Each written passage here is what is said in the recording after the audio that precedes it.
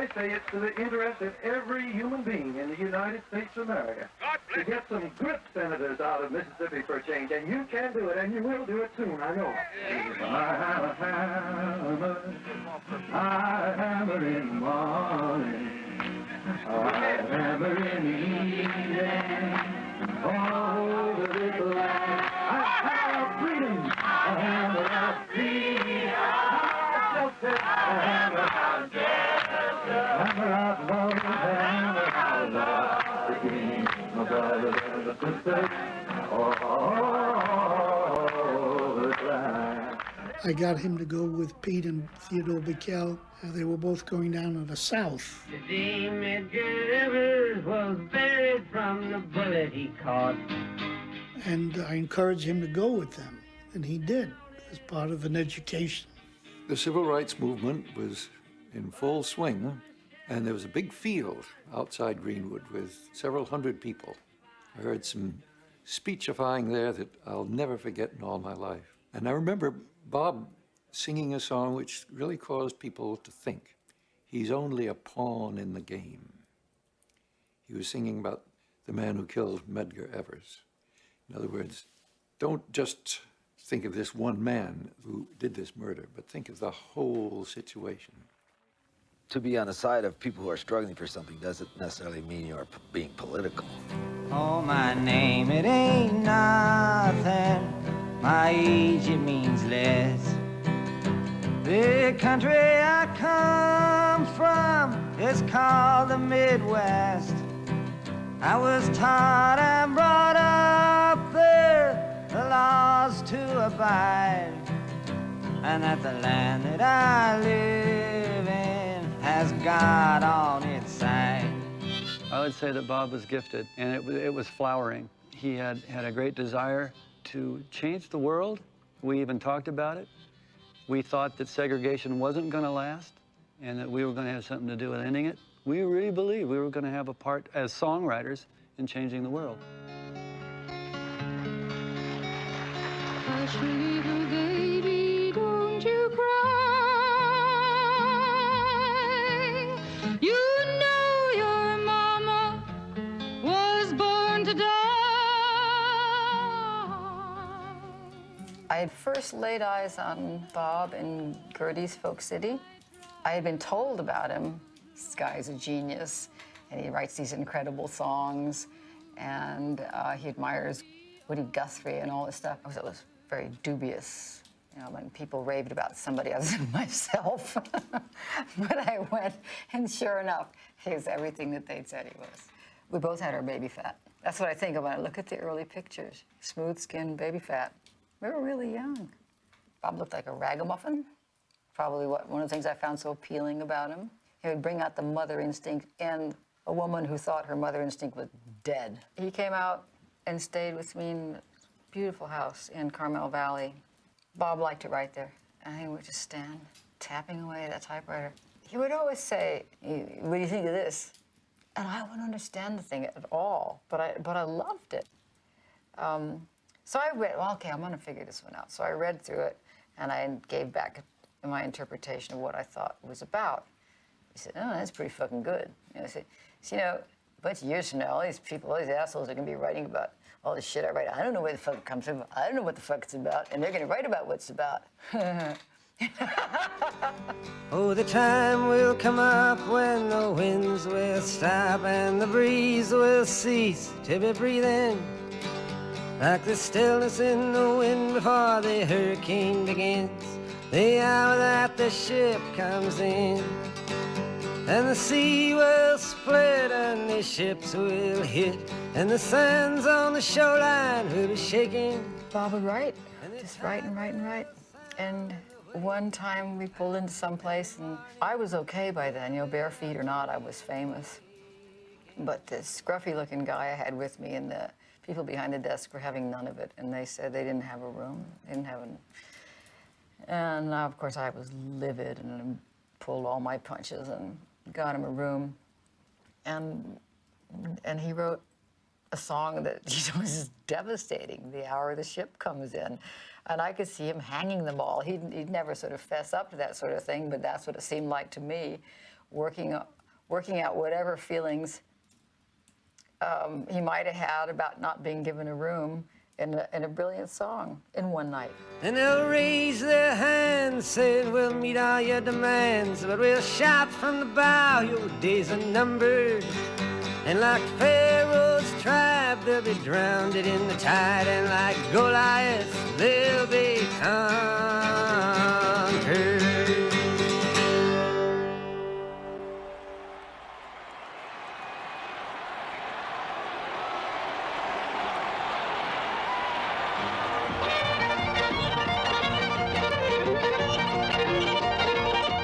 They had country folks and city folks there. We purposely tried to mix it up at Newport. You've got a way to keep me on your side. You give me cause for love that I can't hide. For you, I know I'd even try to turn the tide. Because you're mine, I walk the line.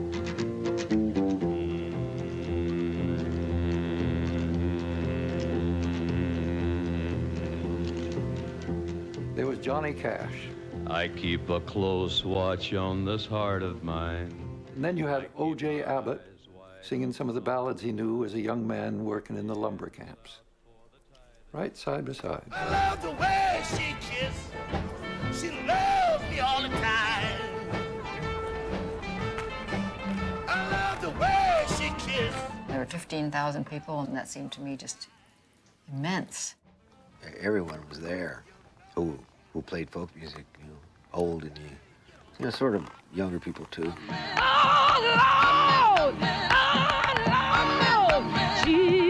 We kind of bonded in a way that the music-wise, you know, what we were singing and what he was writing. A bullet from the back of a bush took Medgar Evers' blood.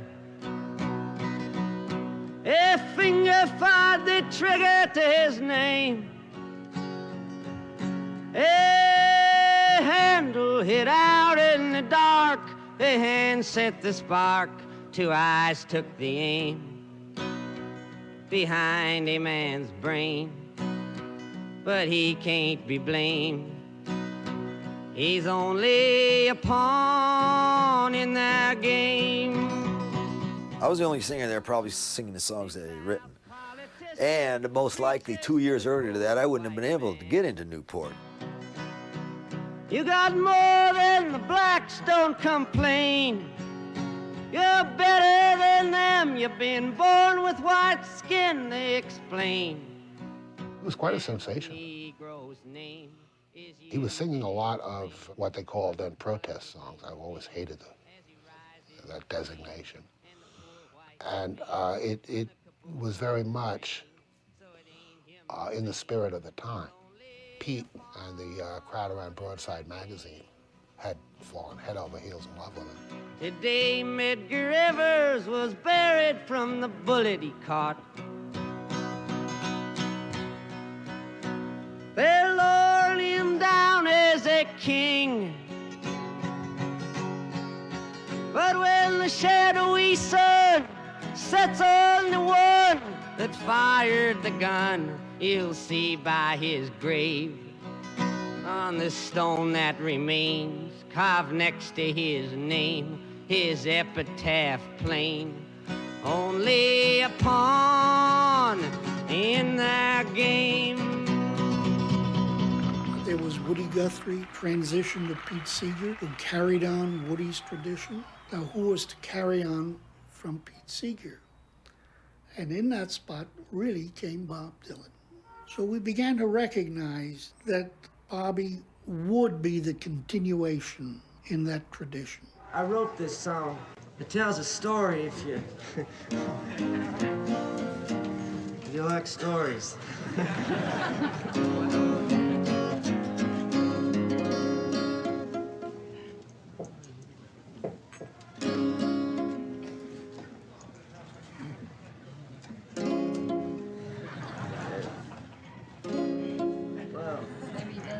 Maybe it doesn't tell a story. It was very, very exciting. I felt You know, so like Bob was my pal. We were involved in the same thing, and I knew he was going to be a massive star, and I liked that.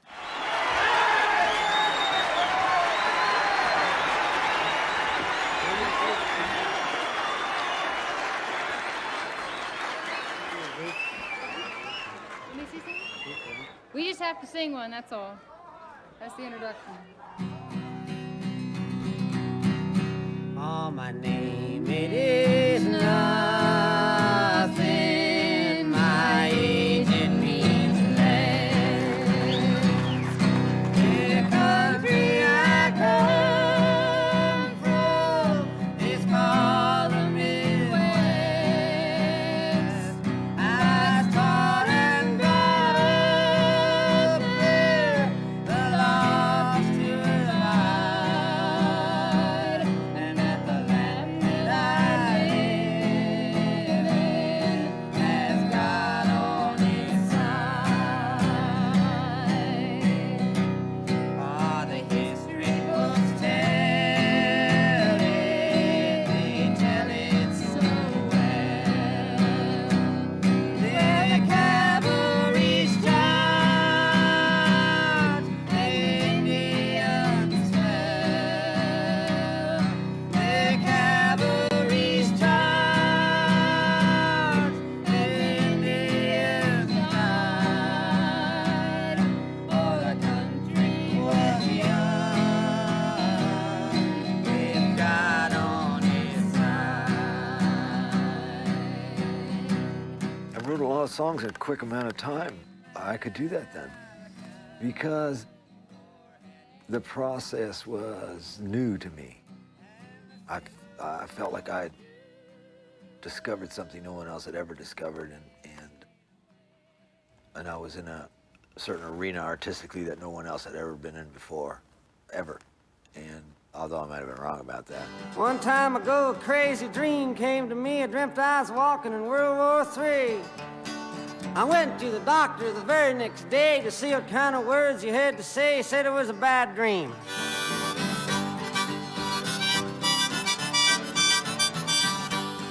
I was on top of this 12-foot station, and I had a long lens. I was looking at Bob Dylan coming out on stage. Well, down the corner by the hot dog stand, I seen another man. I said, howdy, friend, I guess it's just us two. He screamed, and down the road he flew.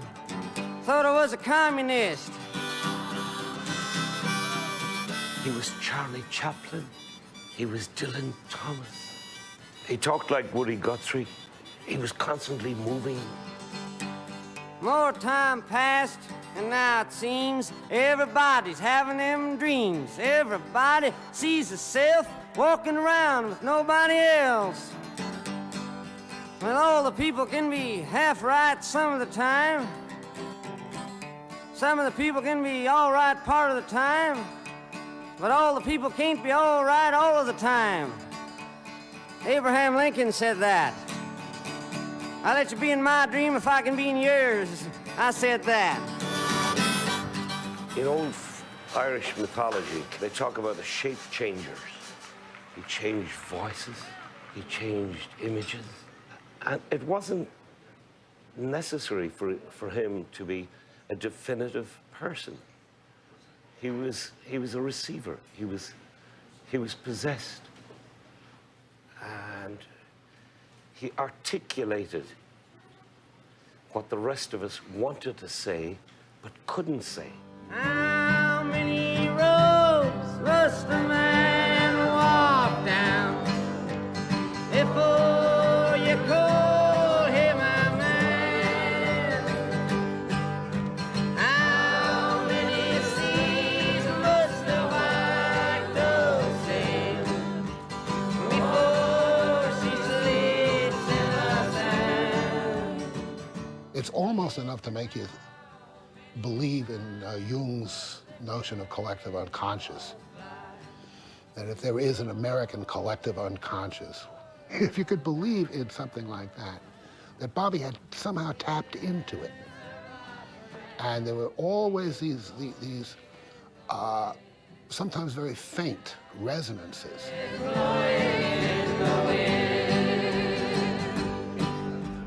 In taking all the elements that I'd ever known to make wide sweeping statements which conveyed a feeling that was in general essence of spirit of the times. I think I managed to do that. I thought that I needed to press on, you know, and get as far into it as I could.